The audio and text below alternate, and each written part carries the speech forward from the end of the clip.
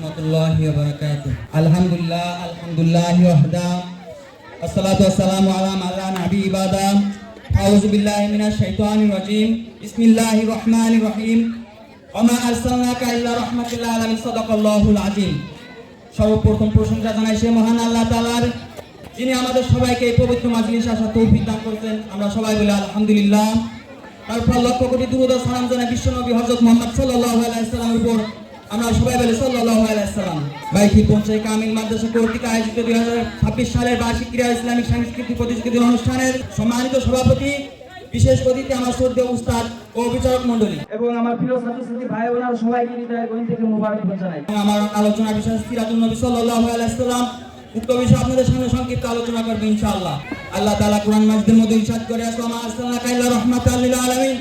আল্লাহ তাআলা বলতেছেন, হে নবী, আমি আপনাকে পৃথিবীর রহমত স্বরূপ প্রেরণ করেছি। শুধু তাই নয়, সমস্ত কুল কায়নাত মাখলুকের জন্য তিনি রহমত স্বরূপ এসেছেন। হযরত আদম আলাইহিস সালাম থেকে হযরত ঈসা আলাইহিস সালাম পর্যন্ত আল্লাহ তাআলা লক্ষাধিক নবী রাসূল পাঠিয়েছেন। হযরত ঈসা আলাইহিস সালাম পর থেকে 570 সাল পর্যন্ত যখন কোনো দ্বীনের দাওয়াত ছিল না, যখন কোনো নবীদের আগমন ছিল না, তখন তাদের নেমে এসেছিল অন্ধকারের ছায়া। তাদের যুগটা হয়ে গিয়েছিল আয়ামে জাহিলিয়াতের যুগ, যে যুগের মধ্যে মানুষদের চরিত্র ছিল, মানুষদের আচার আচরণ ছিল পশুর মতো। যে যুগের মধ্যে মানুষদের তাদের পিতামাতার তাদের সন্তানদেরকে মাটি চালাতে ফুটিয়ে রাখতো, সেই যুগের মধ্যে তোমার নবী সাইয়্যিদুল মুরসালিন ফাতেমা নবী রাহমাতুল লিল আলামিন আল্লাহ তাআলা পৃথিবীর মধ্যে আগমন করেছিলেন। তার আগমনের সুসংবাদ এমন কোনো বস্তু নেই যে তাদের কাছে জানিয়ে দেওয়া হয়নি। যেমন ভাষাহীন প্রাণীরা মানুষের কাছে তার আগমনের সুসংবাদ শুনেছে। বৃক্ষ থেকে আওয়াজ এসেছে, মূর্তি পূজকরা প্রাণহীন মূর্তি থেকে তার আগমনের সুসংবাদ শুনেছে। তিনি যখন পৃথিবীর মধ্যে জন্মগ্রহণ ছিল, সময় ছিল সোমবার দিন সুবেশ দিকে সময় আদত মাসে তিনি পৃথিবীর মধ্যে আগমন করেছিলেন। তিনি এতিম হয়ে পৃথিবীর মধ্যে আগমন করেছিলেন। এতিম হয়ে পৃথিবীর মধ্যে আগমন করা যে কি কষ্টের, সেটা একজন এতিম ছাড়া কেউ বলতে পারবে না। তিনি এত কষ্ট করে পৃথিবীর মধ্যে আগমন করেছিলেন, তার একটাই উদ্দেশ্য ছিল, এতিমকে মানুষের কাছে পৌঁছে দেওয়ার জন্য তিনি পৃথিবীর মধ্যে আগমন করেছিলেন। এই কষ্টের তার শেষ কষ্ট ছিল না। যখন তার বয়স 40 বছর হলো এবং যখন তিনি নবুয়ত পেলেন, তখন আল্লাহর হুকুমে দিনের দাওয়াত দেওয়া শুরু করলেন। আর যখন দিনের দাওয়াত দেওয়া শুরু করলেন, কাফের মুশরিক বেঈমানেরা তাদের সন্তানকে নবী সাল্লাল্লাহু আলাইহি ওয়াসাল্লামের পিছনে এনে দিলেন। আর যখন এনে দিলেন, তাদের সন্তানেরা নবী সাল্লাল্লাহু আলাইহি ওয়াসাল্লামকে পাথর মেরে রক্তাক্ত করে ওই জমিনের মধ্যে শুয়ে দিয়েছিলেন। এই কষ্টই তার শেষ কষ্ট ছিল না। তখন তিনি দিনকে কায়েম করার জন্য দিনের দাওয়াত দেওয়ার জন্য যখন ঈদের ময়দানে তিনি জিহাদ করতেছিলেন, তখন কাফের মুশরিকরা নবী সাল্লাল্লাহু আলাইহি ওয়াসাল্লামের দাঁত মোবারক শহীদ করে দিয়েছিলেন। এত কষ্ট মুজাহিদার করে দিনকে টিকিয়ে রেখেছেন, সেই দিন আজ পর্যন্ত বিদ্যমান রয়েছে।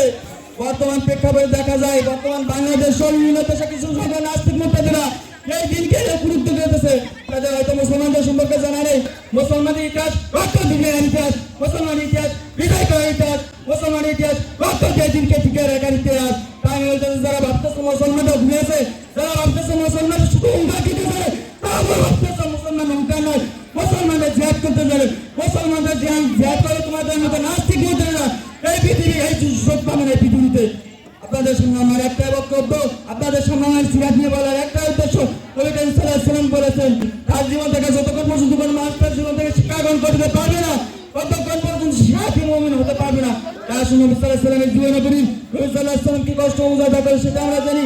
নবী সাল্লাল্লাহু আলাইহি ওয়াসাল্লাম আদেশ আমরা আদেশ নয়, তাহলে আমরা প্রকৃত মুসলমান হবো, তাহলে আমরা নবীর প্রেমিক হতে পারবো।